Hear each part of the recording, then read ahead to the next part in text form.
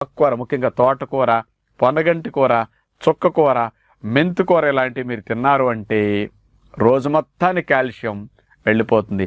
ఇంకొక రూపంలో మీరు అందించాల్సిన అవసరం లేదు. ఇది ప్రధాన లాభం.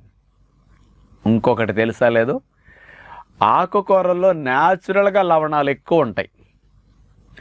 అందుకని ఆకుకూరలు వండినప్పుడు వండుకునే టెక్నిక్లో మీకు సోడియం బాగా ఎక్కువ ఉంటుంది. ముఖ్యంగా తోటకూర తీసుకుంటేనండి ఎంత ఆశ్చర్యపోతారో మీరు. బాడీకి కావలసిన సోడియం 280 మిల్లీగ్రాములండి ఒక రోజుకి కావాల్సింది. అంటే గ్రాములో 4వ వంతు మనకంతే 280 అంటే.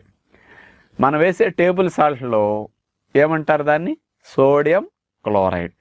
ఈ సోడియం 40%, క్లోరైడ్ 60% ఉంటుందన్నమాట టేబుల్ సాల్ట్లో. అలాంటి సోడియం కావాలి మన బాడీకి. ఈ సోడియం 280 మిల్లీగ్రాములు సరిపోతుంది. ఒక తోటకూరలో సోడియం